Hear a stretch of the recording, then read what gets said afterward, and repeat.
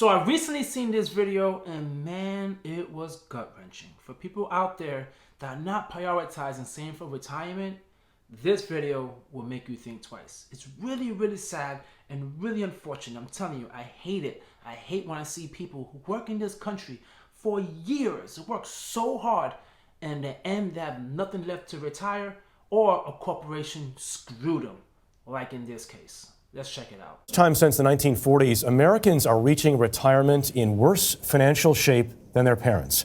An estimated 10 million above the age of 65 are still working. That is a number that has more than doubled since 1985. You know, when I see that, I'm being honest, right? At first, I always think, well, they're not saving enough.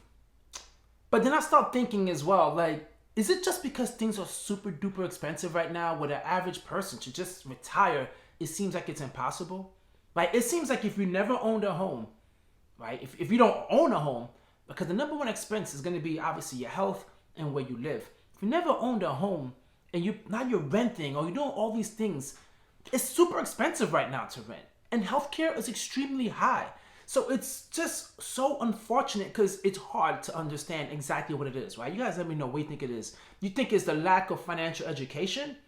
Right? Or, you know, especially now with the economy being the way it is, with consumerism being so high, that you start spending and enjoying life now rather than waiting for when you retire, right? Because back in days, people were extremely disciplined. Credit cards wasn't hardly around. People used cash. They budgeted better. Things seem different compared to the way things are now. But man, it's really hard to pinpoint exactly why this is the case. If I had planned harder when I was younger, and if things had went better, I wouldn't be going to work this morning. I'd be going fishing, or I'd be going hunting. I'll see you at noon. Or I would have her up going on a little trip somewhere. I'll be here. I mean, that's in my mind a lot, and I blame myself for it. And let me tell you something. There's something he said that I think is really important. He said he wished he would have planned better, right? And things would have worked out better. To have those two things work out is not easy. Planning, you got more control over, right? You can start saving and save as much as you can because you never know what can happen.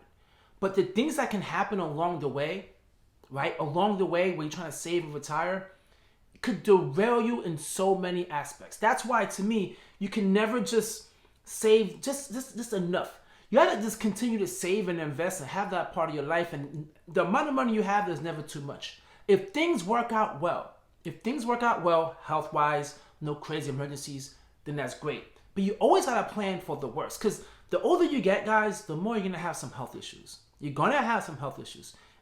Hopefully, you stay healthy, you don't need as much, but you might need some pills, you might need things are gonna happen. We all know that. But what's important is you cannot just avoid it. You cannot neglect it. If you have an HSA account, start putting money in your HSA account, okay? That is a wonderful way. It has a triple tax advantage where you can put money in tax-free, grow tax-free, take it out tax-free, and you could use that in the future. You could, at a certain age, you could take the money out and do whatever the hell you want to do with it, or you could keep it in there and use it for your health in the future, where most likely you will need it the most. So, to me, I like that he said that, you know, because that is the truth for most people. You could do everything right, but sometimes life hits you, and you really have no choice, especially if you didn't save and plan well.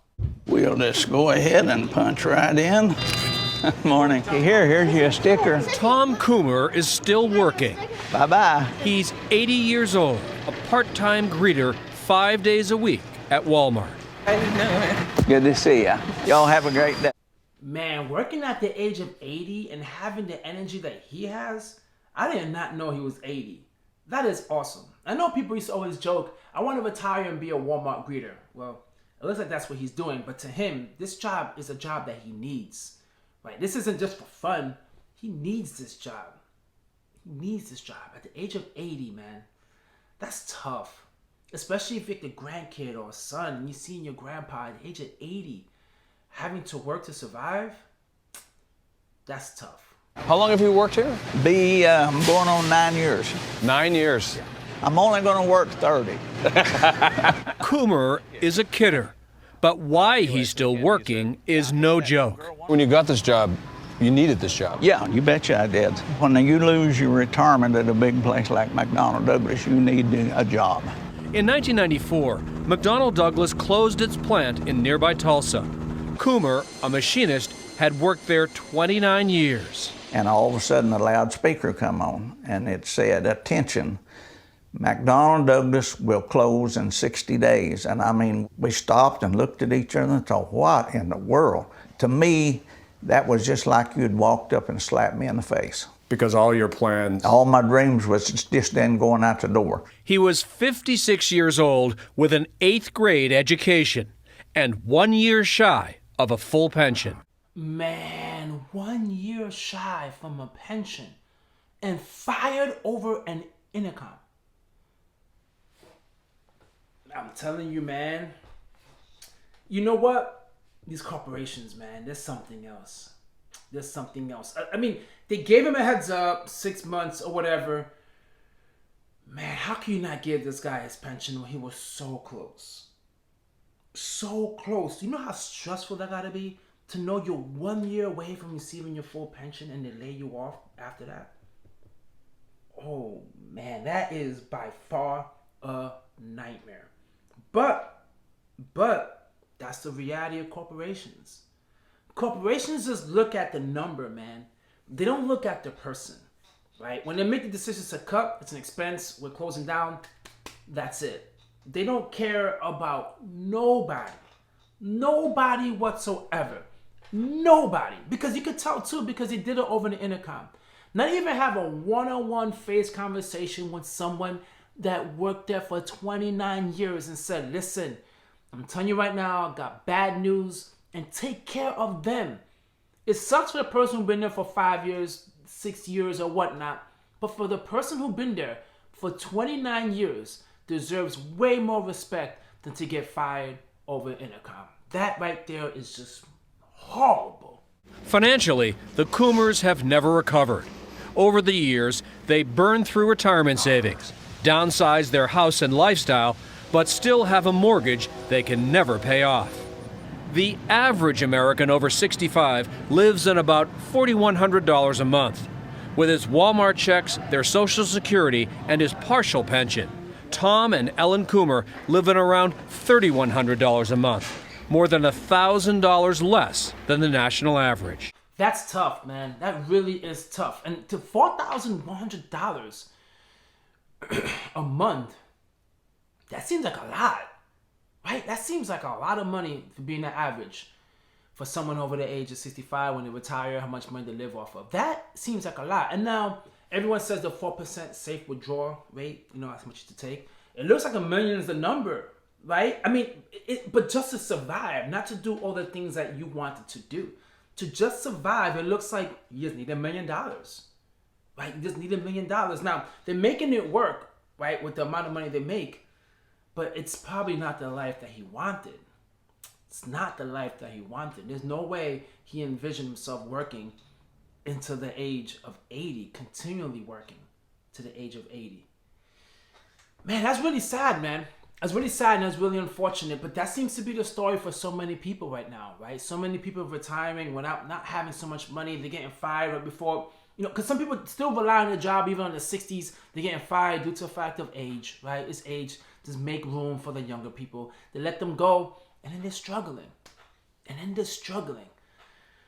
Man, this story, man, is really, really sad.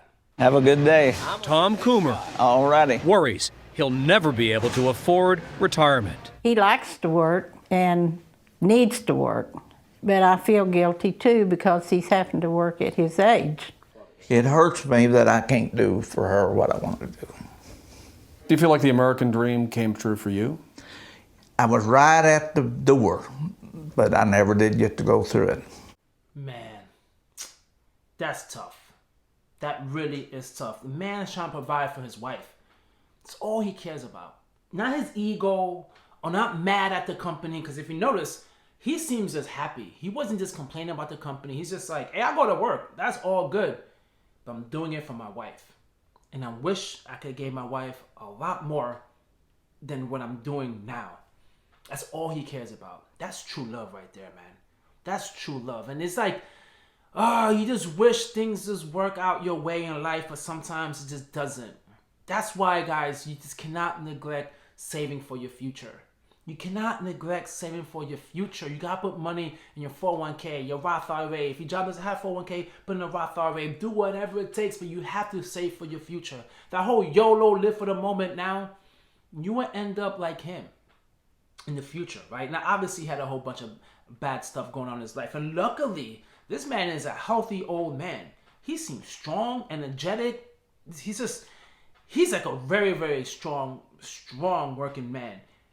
Hopefully you will be able to live in that age if you mess around. But let's be quite honest, man. The way this guy took care of himself and just his mentality is something that's unmatched. A lot of people don't have that mentality. They will just live the rest of their life just complaining, upset, mad about the job laying them off, about how everything sucks. And he's not. He's just going to work because all he wants to do is provide for his wife. Wow. What an amazing story. Well, anyway, guys, drop a comment down below and let me know what you think about this, because this story was truly impactful, and I hope it changed your mind and changed your mentality on how to live life financially from this day going forward. Catch you guys on my next video. Peace.